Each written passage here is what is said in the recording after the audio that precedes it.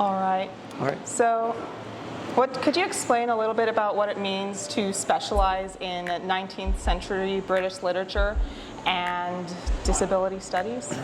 Sure.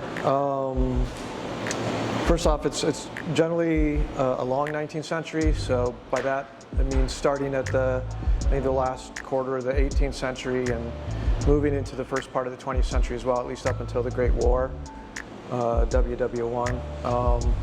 And the emphasis is really on literature, so I tell students all the time, I mean, you need to have context, but I'm not a historian. You know, I'm not a religion professor, I'm not a anthropologist or sociologist. So, for me, what I'm primarily interested in is close reading of the text.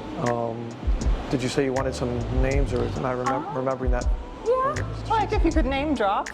Let's see, or what's some important background context that you would think factors into that? When I went to grad school, for example, you have a massive preliminary reading list that you need to read that includes all genres, all parts of the long century. It includes secondary or critical works. It includes literary theory.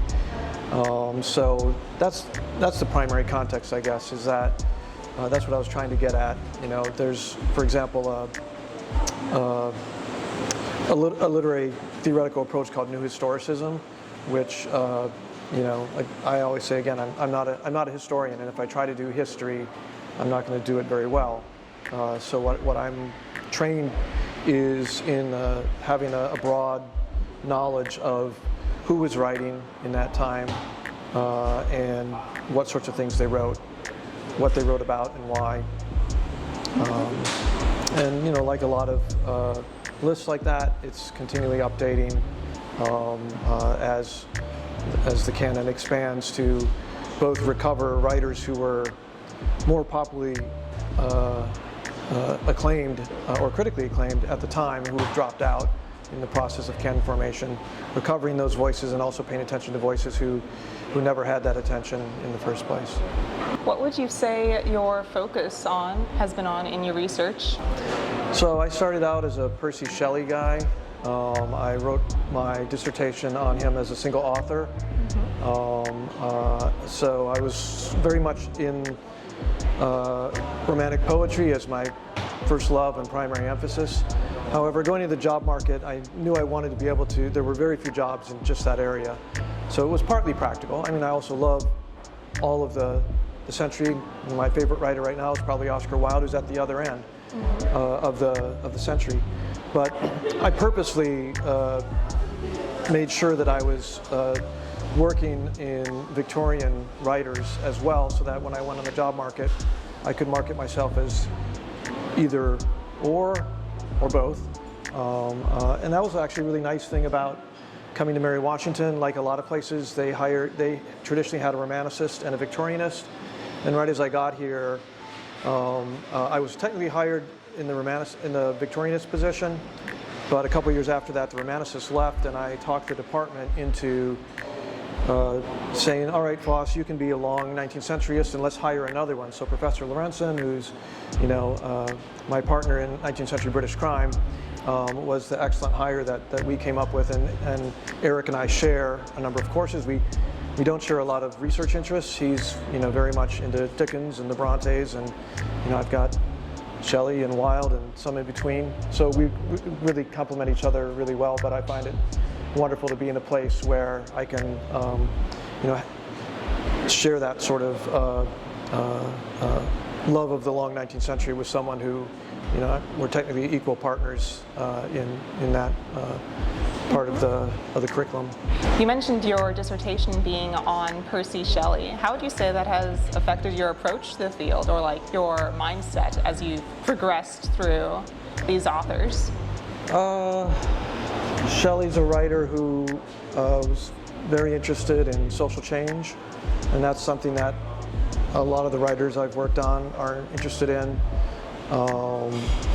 He also was interested, I mean, you know, He was certainly a flawed individual in any number of ways, in addition to being a very talented poet. But some of the ways in which he thought about language and thought about identity and emphasized both process but also skepticism, I found tremendously empowering. And so as I moved away from Shelley to begin to explore other writers, there still is some overlap, and I do see ways in which someone like Oscar Wilde, again at the other end of the century, that many people just don't associate with Romanticism at all. I, in fact, did have an earlier article where I tried to argue for Oscar Wilde as someone who saw himself as a Romantic poet initially in his career, but as someone who would still have embraced Romanticism as he understood it. So I think that's, the broad I've range. kind of come full circle. Okay. How would you say your research in the field of literary studies has affected your approach to disability, your insight into disability studies?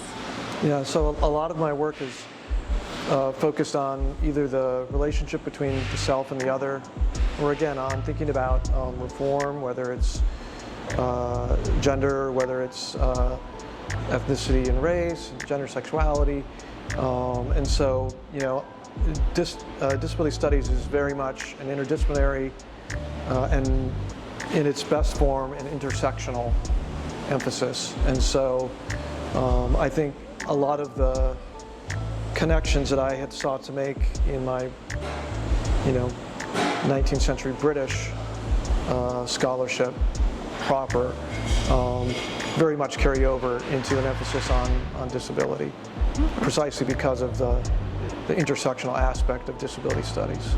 Yeah.